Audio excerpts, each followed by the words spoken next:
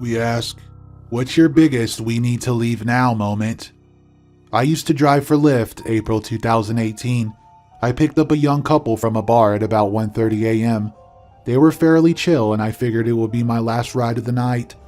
The dude asked me to stop at the corner store on the way to the destination so he could get cigarettes. I did not see any harm in waiting, so I stopped. He had a nice chat with a young woman while he was in the store. He ended up being about 5 minutes since everyone was trying to get their pre-2 a.m. beer. When he came out, he asked me to take him to a location that was in the opposite direction of their destination, but was only about a mile away.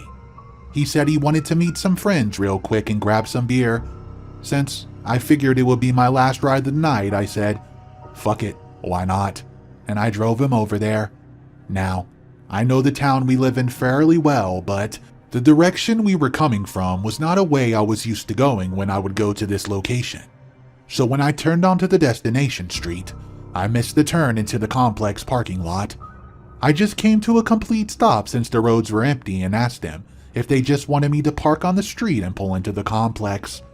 That is when two of them started arguing, as he suddenly wanted to go in and hang out for a few minutes, while she did not want to go in at all. She just waited for him to do his thing and get out of there so they could go home. And then something hit my car. The sound is unmistakable to me, so I immediately started to look around to figure out what it was, but there was no other cars on the road, so that couldn't have been it. Then I moved to the next thing on my mental checklist. If something did not hit me, then what did I hit? But that did not make any sense either, as I've been in park and couldn't have hit anything. It's at that point the young lady's attitude completely changed. She just kind of looked around and said, Can we just get out of here? It hurts and I want to go home. This was odd to me, as she's been sitting in my car for about 10 minutes at this point, and hadn't said a word about any kind of pain. She followed this up with, it hurts and I can't move. She put her hand to her back and pulled it out covered in blood. What the fuck? So the guy starts freaking out, thinking that something in my trunk had exploded, but it was empty.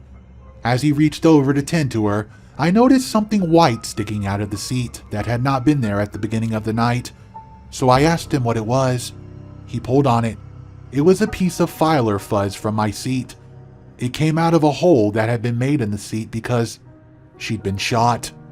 As soon as he grabbed the fuzz, we were both getting the same realization. He slammed shut his door and I drove them straight to the hospital, which was only a couple miles away. That realization and the follow-up realization of, oh, someone could still shoot you while you're sitting here, was one of the most terrifying things I've ever experienced. I was on a date with a girl hiking a trail system that I knew like the back of my hand. Something felt weird, but I shook it. We went in around sunset. We were going to swim in one of the deep pools in the creek. Maybe 2 miles into the trail, I get the feeling again. She's talking her head off, but I was just listening to everything surrounding me. I told her to stop talking and she looked at me very concerned. I just put my finger to my lips and listened. I heard something familiar, but I couldn't place it. We never stopped walking. We came to the arroyo just before the creek pool and I hear it again. By this time I knew. I told her we were going to walk to the clearing where the arroyo was and turn around. She told me she heard something weird. As we came to the clearing, we stood there like statues, dead silent. Her nails cut my arm, gripping it so hard. Then, around 15 feet in front of us, the biggest fucking mountain lion I've ever seen crossed the clearing with 2 of its young. She looked at us, and as our eyes met, my soul left my body. I felt her grip tighten around my arm even tighter. She stopped and so did her babies. I'm guessing she sized us up. And then she just kept going. The babies kept turning around looking at us, but ultimately they just slowly crossed the top of the hill and that was that. We turned around and told everyone what we saw on the way in there, that there was 3 mountain lions on the trail, and they all turned around and left. That was the first time I ever was scared out in nature. I didn't have a handgun on me. I had been there 100 times, and she told me the sound she heard was a deep purring, and that was when I kept hearing as well. I just hadn't put it together.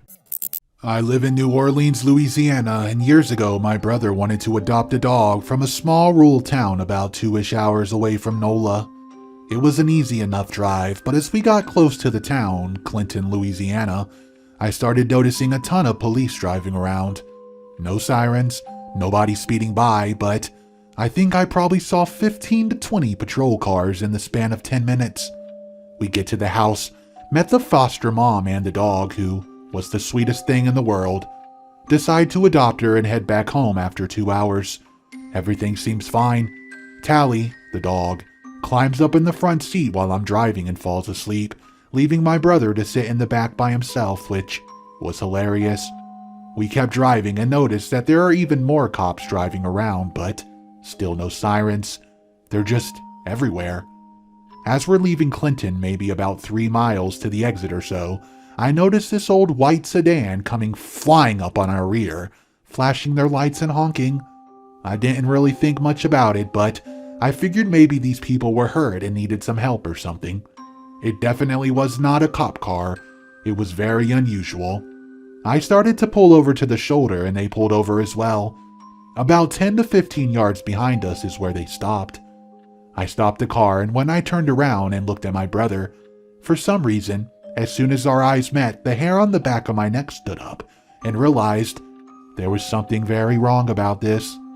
I still hesitated, wanting to see if somebody needed help, but as soon as the door of the car behind us opened, a voice inside my head said, "Get the fuck out of there right this second." I peeled off and sped for the exit, making sure nobody had followed us. We got back to New Orleans safe and sound, but the entire time, I was watching for that car to ensure they did not follow. I never learned what happened with all the police cars or the white sedan, but something was really wrong. I should have listened to my gut way sooner. Stopping even temporarily was really dumb of me. I hypothesized that it was a drug raid or something and the cops were looking for somebody while we were driving through. The white sedan was trying to get us to pull over so they could carjack us and dodge the cops further. I don't know though, and I hope that it wasn't innocent and somebody needed help and I bailed, but I don't think so. I think some fuckery was going on. I was 15 and just moved to a new town right in the middle of the school year. I met some kids that seemed cool and took them up on an offer to hang out and spend the night at one of their houses. The evening started off great. The host's mom made pizza for everyone. They had a pool table and a PlayStation. I was having a lot of fun when they all decided to head up to Mike's and try to buy some weed. I had not been around drugs at all, but was feeling rebellious and nervously went along. It turned out Mike lived in a questionably habitable house, just a trailer about 15 minutes out of town in the woods, with somewhat of an entourage of seedy figures. He was a formidable character, lanky, wild-eyed and rail-thin, with a nervous way about him that instantly puts you on edge. I'm a big guy. He instantly started sizing me up, grabbing my shoulders several times and squeezing my arms. He said I looked like a fighter and asked me if I wanted to fight him. I declined, but he kept telling everyone I was going to fight him. I'm sure I was visibly nervous, but my new friends just laughed it off and asked if they could buy some weed. He insisted we have a drink first. I've also never drank, but I did my best to choke down the warm beer that was shoved unceremoniously into my hand. I took it into my surroundings as we drank. There were 10 foil and glass pipes on every flat surface, at least 3 guns, and the rest of the adults looked like they were well ahead of us in consumption department. My friend insisted on getting the weed, but Mike kept telling him not to be in a hurry.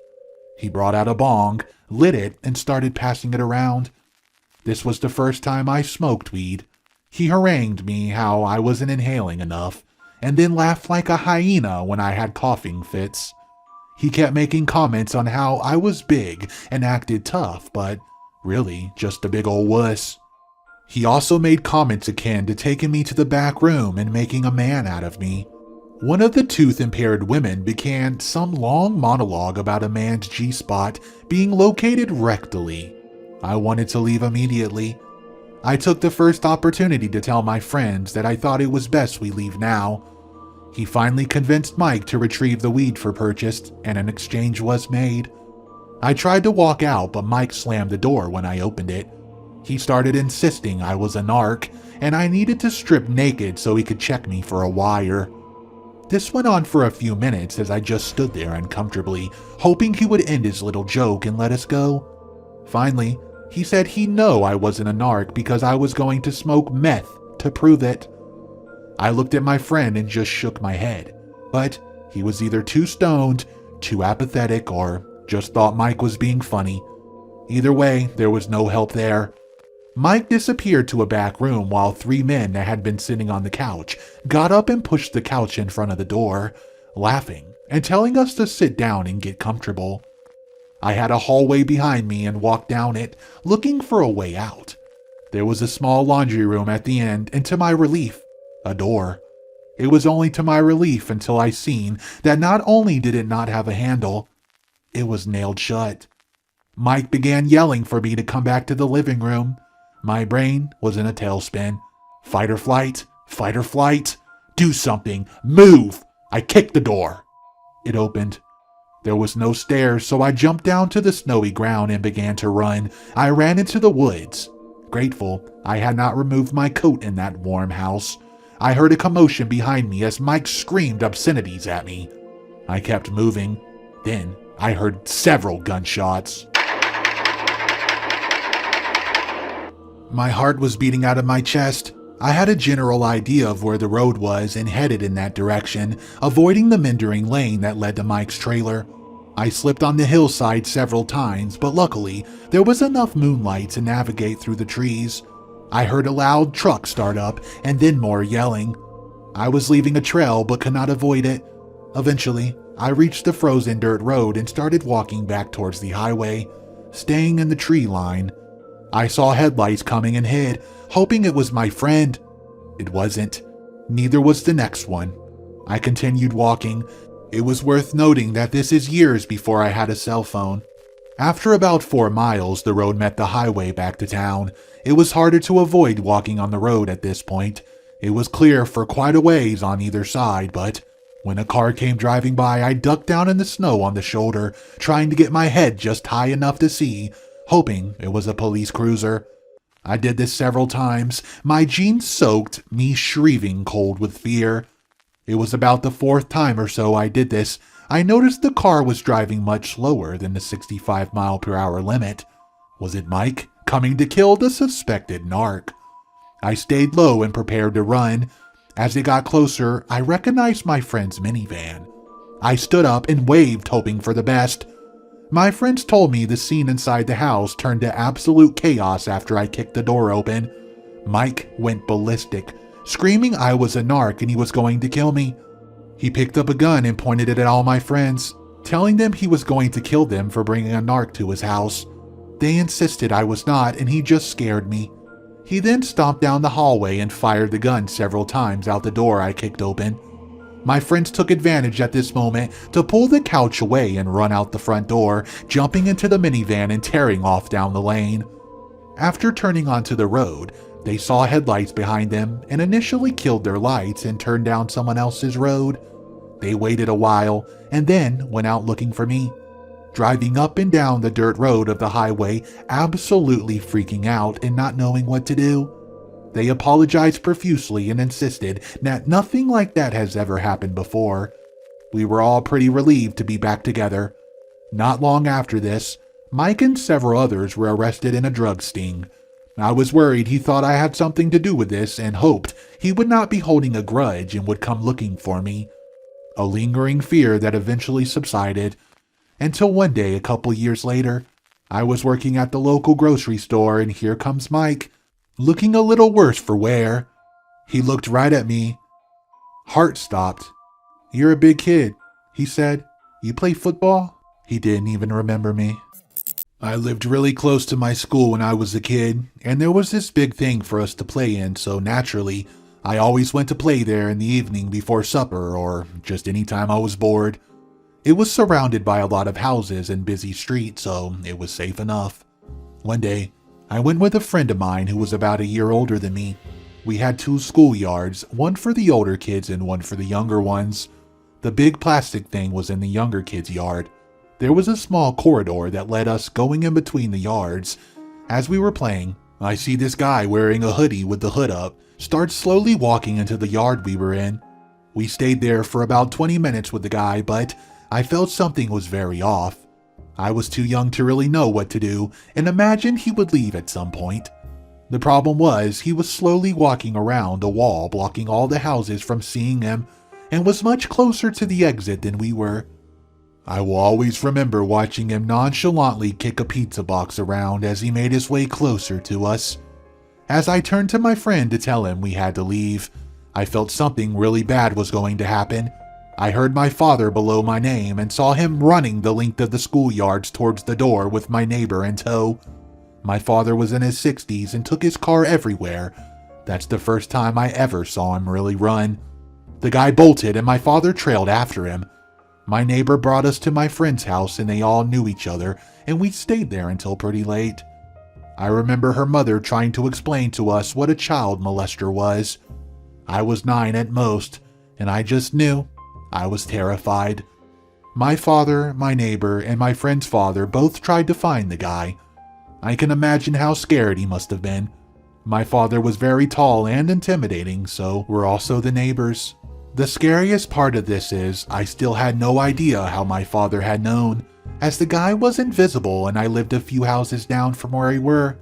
I'm sure he saved mine and my friend's life that day.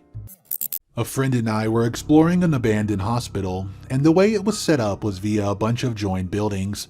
All the windows and doors were boarded up aside from one place where we could squeeze in past a loose board. And the layout meant that once we were in there, though, we had access to pretty much the entire main building. Obviously, it was darker than dark in there, and we have to remember which wing we came from. We had flashlights, so it wasn't too bad, but then we got to this room where there was a lot of cool stuff left behind. Beds, filing cabinets, etc. We wanted to take pictures, so we turned the flashlights off so we could use the flash on the camera. We did this for 10 minutes or so, only seeing the room and the bright flash from the camera.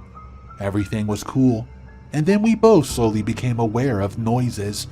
Usually, an abandoned building is pretty quiet apart from water dripping and wind doing weird things, but we could hear floors creaking, doors creaking, and the occasional scrape or crash of metal against the floor. Basically, it sounded like someone was plundering around in the dark. Now, the layout means that in order to get back to where we came from, we have to walk towards the noise. There's only one route. We're getting freaked out, so we start moving back through the rooms, stopping to listen all the while. Finally, we get to the side of the hall we came in from, and we bolt to the door at the end. Finally, risk turning on the flashlight and making some noise. It's the wrong fucking door. We stand there, listening to the footsteps get closer. We're frozen, standing in dark, totally concerned. If whoever or whatever is making that noise comes down to this short hall, we're fucked. We wait, listen, holding our breaths, then scraping and shuffling approaches, slowly coming past. And then it fades. We wait a bit, creeping out of the hallway into the main building again. Carefully, we move one hall over, where we can see a silver of light from the loose board. We quietly make our way towards it. Then, we hear an almighty scrape and bang behind us, as though someone tipped over one of the huge metal filing cabinets. I mean, it was loud. I yell, "Time to go!" and we sprint for the door, and there were clear footsteps right behind us. We launch ourselves through the loose board and down the overground path before taking a quick look back. We can't see anything though, the small gap, but we do not stick around to see if that changes. Got an Airbnb in Fort Worth at what seemed to be a spiritual retreat. We arrived to a padlocked gate with cameras, and the lady who opened the door had no shoes on. Looking around, there was furniture and overgrown shrubbery everywhere. The main house was dilapidated with rotten wood. We went inside and they asked me and my girlfriend to sign waivers. This was the first red flag. When we walked out to the house where we would be sleeping, while we walked through the compound, we saw other people that seemed somewhat normal, also without shoes. Our bedroom was an old RV near the back of the property. This RV was collapsed at the front and they tried to cover it up with a bedsheet. After trying to reason why this situation was okay, me and my girlfriend decided to look around to make sure it wasn't as sketchy as we were making it out to be. During our walk, we saw this long wooden boxes that had strange labels on them. I was getting very cult-like vibes from the people there as well. Some of them seemed entranced. Then, a little girl came up to us, also no shoes, and started talking to us. The conversation was friendly at first, but then took a turn. She said something along the lines of, "What if I cut someone up with a knife and put them in an oven?" At first, I thought she was being sarcastic or joking, but she kept following us and talking about cutting people up and cooking them. And that's when I knew I needed to get us the fuck out of here. I told the lady that me and my girlfriend wanted to get dinner in town, and she could open the gate for us and let us out without a rising suspicion. Me and my friends, after working the close shift at Mickey D's, used to drive over to go wandering around the grounds of an old hospital that used to house mentally ill patients a long time ago. It was called Wintingham. So, this place was massive, and in the 60s had gone through loads of controversy of ill-treating patients and medical testing. Basically, all the bad shit, and between our friendship group, these had turned into rumors and stories of haunted buildings and the likes. They had built a new hospital next door, but the grounds to this place were huge, abandoned, and barely even guarded. This was around 1999. Anyways, we used to drive over, park, and climb the fence. Each time we would try and discover a new building or area. Quite often, the floors would give away, or we would have to jump across big holes in the building. It was pretty dangerous, but there were wards, huge halls, massive old Victorian buildings with towers, an old church. Just an amazing place to explore and scare the shit out of each other. Think creepiest place you can imagine, and you're probably right on track. Like, literally, something out of a horror movie. I remember one time, we were walking across an old theater room and a friend actually fell through the floor to the basement. Rocked himself pretty badly, but trying to get him out and finding him was the worst. I have a million funny stories about this place, but there are two terrifying times that will stick in my mind forever. We were exploring one of the bigger, old Victorian-style buildings, and I've lost rock, paper, scissors, and had to climb through the window and try to open the door from the inside. I will never forget that, as I was shitting myself. I go to open the door, we all went in. It was a huge mansion-like building with those stairs that split at the bottom and curve around to join together at the top. Torches on and pretty much pitch blackness, we went onto them right along this corridor. Turns out, this building of small wards. We walked into one and it was like a loop back round to the main corridor again. So, we wandered down it and all the beds were just metal frames with nothing else. As we turned the corner, there was one bed. However, it had a mattress on it and it was just stained with blood. A big patch of blood. It was gross. We were messing about shitting each other as we get back to the main corridor. One of my mates freaked out. He was pointing at the steps and there was drops of blood leading from the ward. We had just been back downstairs and I would say that's the most scared I've ever been. And when you're already a bit panicky and you see this, we absolutely bolted. I don't think we went back there for a while after that one. The other time, I'll never forget, is when we couldn't get back into one building, so we found a basement door around the back. You know those creepy thin stone steps that lead underground with a wooden door at the bottom? We pushed our way in, and we were in some kind of underground corridor. It had all the pipes on the ceiling running the length of it.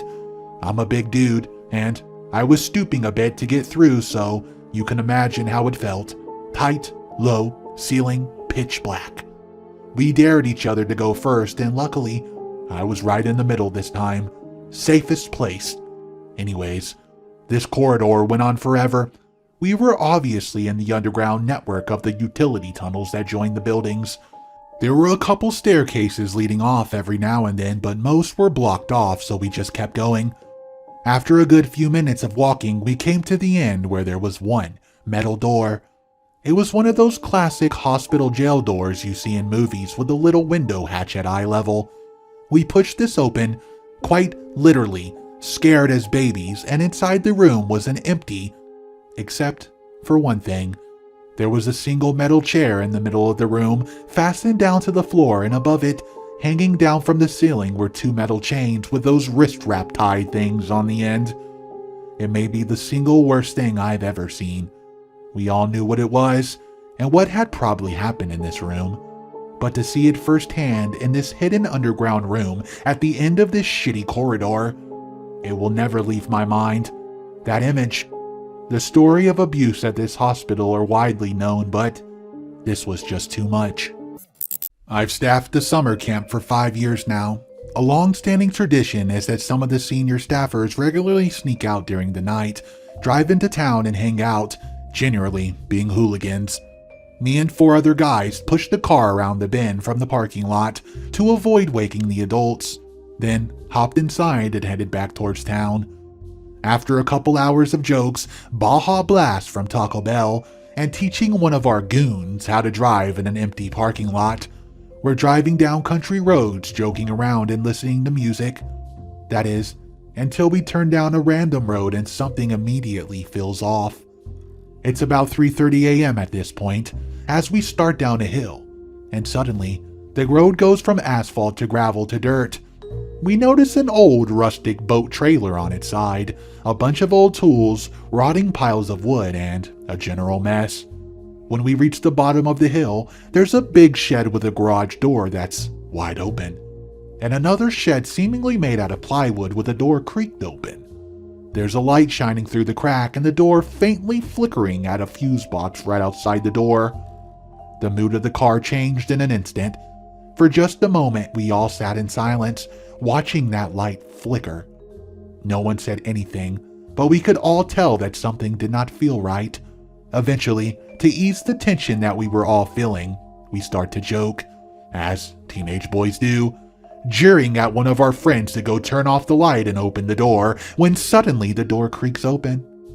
The next moments are a blur, but I can assure you, it was the fastest an early 2000s Toyota Camry has ever booked it up a dirt road.